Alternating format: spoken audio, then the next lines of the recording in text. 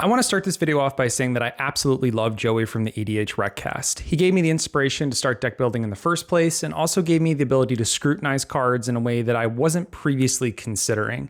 I wouldn't be here without that type of mentor. He's also a great person to watch and a fantastic spokesperson for the Magic community. We're lucky to have many hours of him on display for the discerning viewer to learn in a safe space, and I would still encourage you to go check him out on the EDHREcast. He does fantastic work. This all comes with a caveat, however. Now that I've learned more about deck building, I think that some of the recommendations he used to make were rather lackluster, and I sort of want to go back and revisit some of these recommendations. And what better place to start than Umbris Fear Manifest? I built Umbris nearly a year ago and quickly learned to love the build. It's such a unique effect, milling, but with the twist of having cards ending up in exile, but also with this subtle horror nightmare sub-theme. I love it, very flavorful. Joey makes it a point in his Upping the Average video to state that Umbris is really the focal point of the deck, and the deck build should be tailored exclusively around that. We protect our commander, we give it unblockable, we cut the mill effects in favor of exile exclusives, and we also cut out some of the nightmare and horror creatures in favor of protecting our commander in a better way. While not inherently wrong, the more I played this exact list, the more I noticed myself bricking. Why can't I proc the commander ability? Why don't I have enough mana to cast this protection? Where's my card draw? Why can I never seem to get out Umbris early? The list of complaints goes on, and my frustrations with the build mounted. Let's start dissecting these problems by talking about the ramp. In Joey's final list, we have 7 sources of ramp, more if you include Orberg Tomb of Yawgmoth and Cabal Coffers. The Coffers didn't really end up in the final list, but it was mentioned by him, so I'm just going to give him the benefit of the doubt. I found this to be far too low, not to mention not the right type. We're running plenty of 2-mana rocks, which you would think would be helpful, but more often than not, our big creatures that are over 5 CMC, also our commander, take more than the occasional arcane signet to accelerate them out reliably and also cast more of our spells. And although I appreciate the spirit of removing some of the fast mana sources, such as Dark Ritual, or the other rituals for that matter, I think it's the wrong call. You see, the assumption in Joey's video is that these types of ritual spells would be best served to pump out our commander as soon as possible to get our strategy rolling. And then the argument is, well, if he gets removed early, it's a waste of a card slot and he'd rather throw in some more synergistic pieces. And although I can see where this is coming from, there was never even an assumption that we would use these fast mana sources to get out other threats or things to set up our commander in the first place. So I think cutting the fast mana was the wrong call here. I think this is where Joey's core deck strategy starts to fall apart. You see, he was placing all the weight on his commander to do the heavy lifting, and in a more competitive environment, I can see it. Oftentimes in CDH, your win con, or at least the enabler for your win con, sits within the command zone. But why shackle ourselves? Why force ourselves into a narrow path for winning? And what's more, cutting the fast mana results in slowing down our game plan even further. As mentioned, we can use this fast mana to either get out Umbris as soon as possible or to get out other threats to set up for Umbris. He made it a point to discuss how much mana we're going to need to spend to do this and then proceeds to cut it. It just didn't make any sense to me. Also, if we use this to set up for our commander by playing some other alternative threat or setup piece, then we're much more likely to have a more consistent gameplay experience. For example, using our Dark Ritual to pump out a Consuming Aberration. More on the Aberration later, but this has been a killer card to set up for Umbris, and sometimes can just kill a player by itself. Even if we can't win, we can then exile all the cards that are now in the graveyard to pump up Umbris for a clear path to victory. And speaking of core strategy, I have a bone to pick. When it comes to building this deck, the concept of a horror or nightmare tribal was thrown out pretty much immediately. It was tossed into the bin because the core concept of Joey's deck is to rely exclusively on our commander. Again, I want to state that this feels like a shaky strategy, and in my experience, pretty much never worked. There's this argument that playing Umbris as a tribal commander won't work because the quality of horrors available is poor, or also more often stated, when you're comparing things, so the quality of horrors simply doesn't match up to the quality of elf tribal, for instance. And of course it won't. Here's the problem with that argument. Joey's current list doesn't do well against these types of tribal decks in the first place. It dies far too quickly before Umbris can reliably do anything, and it doesn't handle wide boards very well either.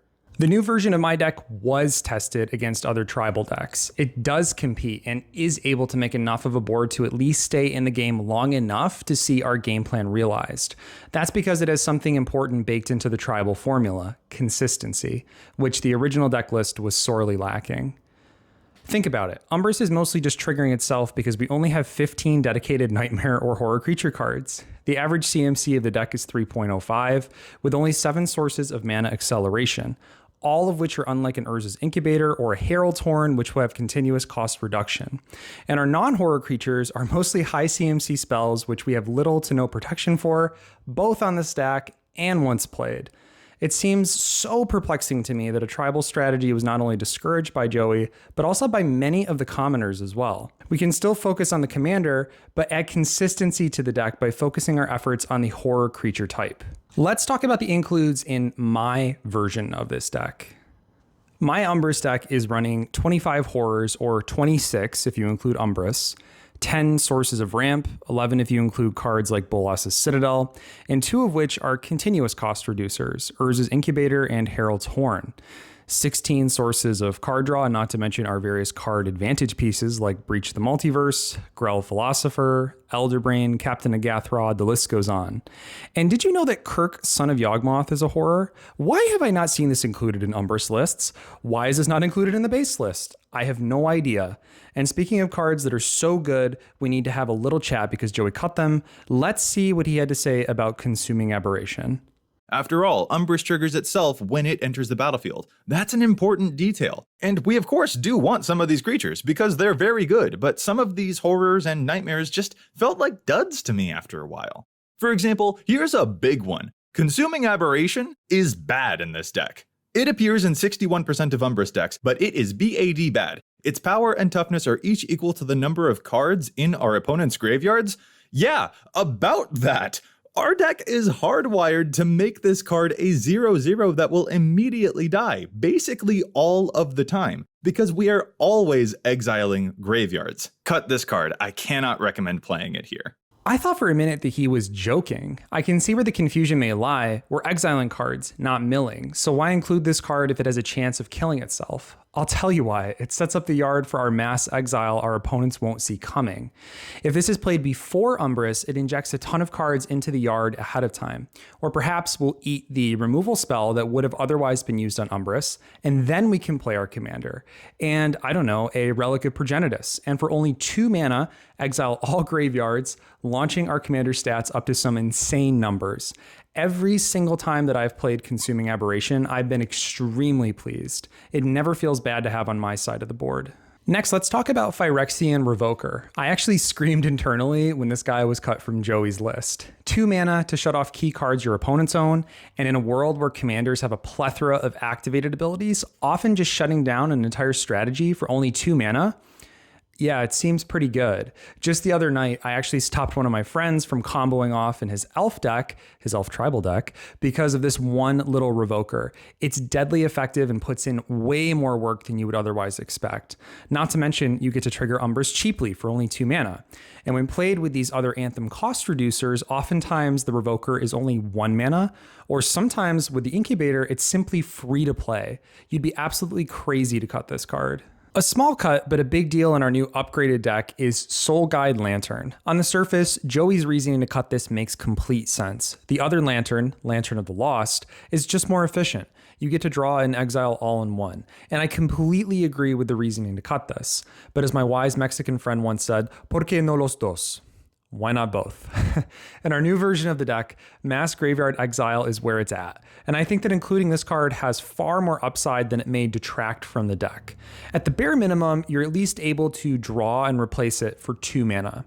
Remember, our aim is to fill up the yard first, and then have a big Mass Exile turn for our Umbris. My man Joey loves his protection. Ghostly Flicker, Teferi's Time Twist, Displace, all of them included in the original deck list. I'm here to tell you that these are just simply a bit too greedy. In particular in Joey's deck, which lacked enough mana acceleration to pump out our threats, I was dead in the water more often than not with not enough mana to cast these from hand. I understand why they're included. More targets are better than one, and we would love to get repeat ETB effects to continuously exile our opponent's libraries, but when you don't have enough mana to cast them in the first place, then it ends up just being dead in hand. Remember, we're trying to be reactionary here for protection, so holding up 1 mana to cast something like Not Dead After All, Malakir Rebirth, or Essence Flux is far more reliable than trying to keep up 3 mana to cast any of the prior ones. Next is a card type that I see misplayed often with our commander, Shapeshifters. Not only can these cards trigger our commander, but with the right effects can pump Umbris up for the commander strat, or simply be threats on their own. This is actually why I went the route of cutting Sakashima and Spark Double, because I found them simply too unreliable, which I know is sort of a controversial cut, but hear me out. Sure, we get around the legend rule, being able to copy Umbris, but in the event that we're board wiped and we don't have a viable target on our side of the board, these are just dead in hand, only allowing us to make copies of our own creatures. I can't tell you how many games I had these just sitting in my hand, just wishing that they were something else. This is why I instead included Shadowkin. This card allows us to mill our opponents. Great. 9 cards for 1 trigger on our opponents out of our opponents' decks. We get to copy their big threats. Awesome, or our own, trigger our commander upon ETB, and even when we copy something we like, we still get the mill effect to continue milling off the top to further our strategy. In practice, this card has been a big improvement over the other Shapeshifters. But what else is different about my deck? Aside from the aforementioned pieces, not much else. But let me tell you how it's performed now that it's incredibly different. Playing Joey's list, I would maybe win every 8 games or so.